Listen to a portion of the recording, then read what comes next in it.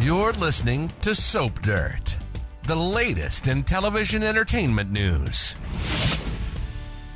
Hey there, Y&R fans. It's Belinda from Soap Dirt, and I've got some exciting spoilers for the week of April 4th through 8th on the CBS soap opera. And of course, be sure to come back tomorrow where we'll have the full roster of weekly spoilers for next week. But in the meantime, I've got really juicy stuff about Lily and Daniel, also about Jack, Diane, Traci, and Ashley, and about Victor, Nikki, and Jordan. We're going to dive right into all the good stuff with this exciting glimpse into some next week's spoilers, but please click subscribe if you haven't already. So the first thing we want to talk about is a scene with Lily and Daniel at Chancellor Winters, and she is looking really pissed off at him.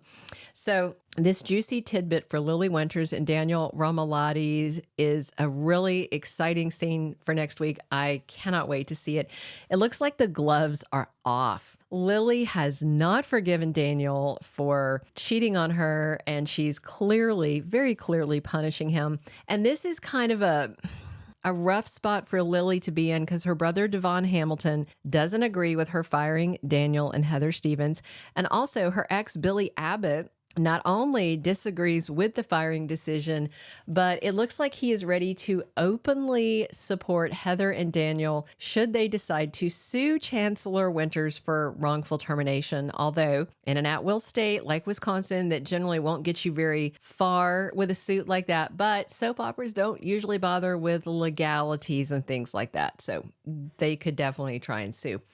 So next week, Daniel shows up at the office at Chancellor Winters, and it looks like he's trying to convince his ex-girlfriend that he betrayed to give him back the profitable video game that he came up with the idea for. But remember, Chancellor Winters paid to have the game developed, which he never could have done on his own because he didn't have the money. So here's what Lily says to a very shocked Daniel next week. And just if you don't remember, the main character in the video game was this thing that he had designed with his daughter in mind. So just context.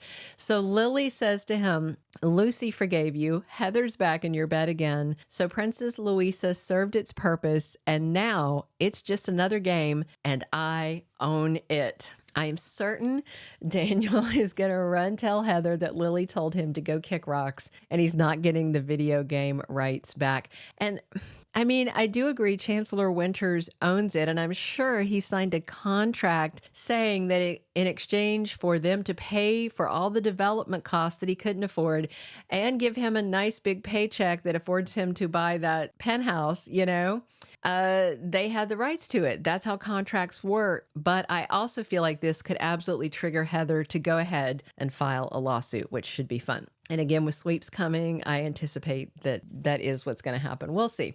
So the next spoilers about Jack and Diane and Traci at the Abbott mansion waiting on Ashley. So it is intervention time at long last the week of April 8th. But Jack Abbott still seems skeptical. So I'm interested to see how Diane reacts because the last time that Jack and Traci tried a family intervention, it didn't go well at all. And that was when they were talking about her staying away from Tucker McCall, and Ashley didn't take it very well. And Diane Jenkins point blank told Jack and Traci that they blew it. So this time I could see it just exploding because Ashley made Traci pinky promise her that she wouldn't tell anyone about her losing time and waking up in a motel room with no idea how she got there. So a spoiler teased from TV Guide said that Ashley's alter egos don't want her to get psychiatric help because that means the end of them. So I expect that this intervention thing is not going to go over very well at all.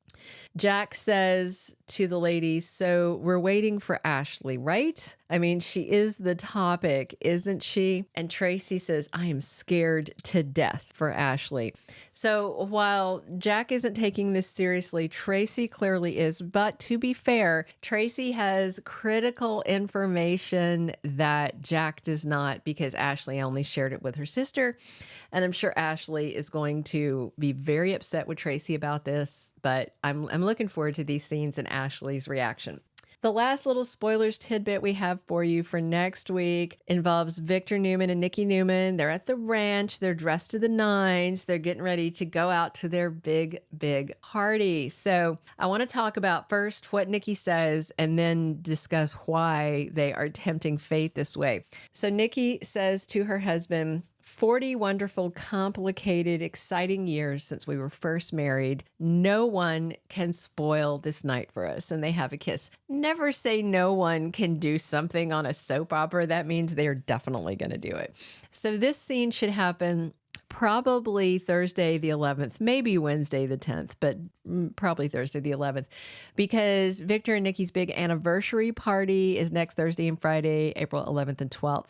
They are celebrating the 40th anniversary of their first wedding, although I think they've been hitched a total of 4 times, maybe 5, but I think 4. And they first married April 13th, 1984, which falls on a Saturday, so they're doing the celebration on Friday. They look great in their formal wear. I'm excited to see everybody dressed up for the party. Victor is, of course, in a nice classic formal black suit, and Nikki is in a gorgeous midnight blue gown. It's got these sheer sleeves that I just love, and this heavy diamond necklace, gorgeous. However, they are tempting fate. Jordan Howard is on the loose, and she's lurking right under their noses, dressed like an English professor on his way to a lecture about Keats.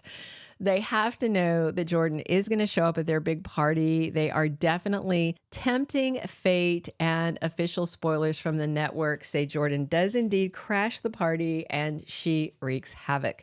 I mean, I hope this is her last hurrah, even though I love Colleen Zenk. But recall, she eluded law enforcement that first time at the lake house after poisoning everyone. That's when she should have been arrested, when she slashed Nick and did all that and ran off. So they had one chance to get her after that at the abandoned fishing cabin. That's when she had kidnapped Claire, and then she lured drunk Nikki there. That was follow-up fail number 1. The next time was when she burned down the jail and escaped and came for them, and Nick tasered her and they shoved her in that room. And then she poisoned herself and got out of that and then escaped from the hospital. That was failed follow-up number 2. So when she shows up at the gala, that is Jordan's attempt number 3 to get back at the Newmans. And at this point, I feel like if they don't kill her in the chaos, she's never, ever going to stop coming for them. So I wonder what they can do to make sure she can't keep coming around looking for revenge, but we'll see how it goes. All right, that's it. We will have full weekly spoilers tomorrow and lots more to talk about. But for now, I hope you enjoyed these spoilers. I like all these spoilers. I'm totally there for Lily being petty. She's had so much heartache. I feel she's in no mood to take any BS from Daniel. Also, I look forward to Ashley's intervention blowing up in the Newmans' faces and maybe her running off in the midst of a serious mental health spiral. And of course, the party's going to be wild and wicked once Jordan shows up. So check back soon. We'll have your full weekly spoilers tomorrow. And we are here talking Young and the Restless 7 days a week. But please click subscribe and drop your comments. And as always, it's Belinda from Soap Dirt. Thank you for being a loyal listener. Follow us wherever you get your podcast, because you don't want to miss the next episode. Soap Dirt is on all the major podcast platforms, including Apple Podcast, Spotify, iHeartRadio, and more.